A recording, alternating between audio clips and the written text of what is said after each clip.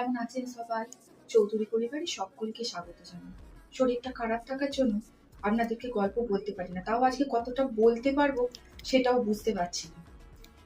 যাই হোক, নিজের গুণে ক্ষমা করবেন। আমার ছেলের একজন বন্ধুর মা আর দুজন কমেন্টে আমাকে বলেছেন ভূতের গল্প শোনানোর জন্য।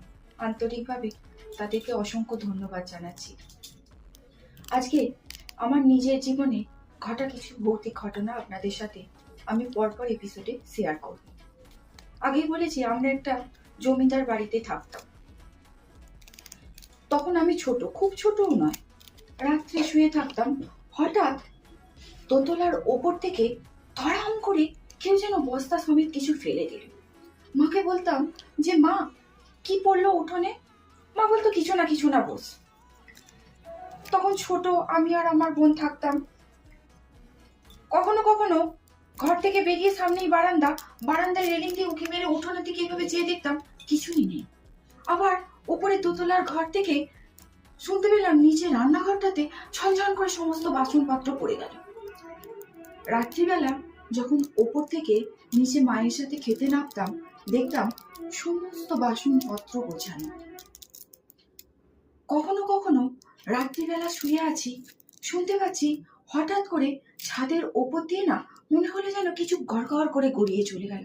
একটা লোহার বল বা কোনো ভারী জিনিস, বা হয়তো দুটোতে মারামারি করছে, এরকম কিছু প্রায়ই ঘটতো এই জিনিসগুলো। সকালবেলা উঠে যখন ছাদে যেতাম, কিছুই নেই। আর আমাদের ওই বাড়িটার ছাদটাতে না গেলেই গাটা যেন শিউরে উঠতো, ভয় ভয় লাগতো। একা না ছাদে উঠতে খুব ভয় পেতাম। মাকে জিজ্ঞাসা করতাম যে মা, কেন এমন হয়? মা বলতে একা একা ছাদে যাবি না, যখন আমি যাব তখন আমার সাথে যাবি।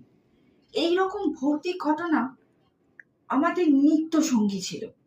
এবং আমরা যে বাড়িটায় ভাড়া থাকতাম, ভাড়া নয় মানে আমার বাবা কিনেছিল সেই বাড়িটা, ওই বাড়িটাও ছিল একটা ভয়ঙ্কর। তার আবহাওয়াটা সেটাই পরের দিনে শোনাবো। আর কমেন্টে আমি আমার একটা ফোন নাম্বার দিয়ে দেবো, যদি কারোর এরকম ছোট ছোট জীবনে ঘটনা লেগেই থাকে, দৈবিক বলুন ভৌতিক বলুন, তারা প্লিজ আমার সাথে একটু যোগাযোগ করবেন, অনুরোধ করলাম।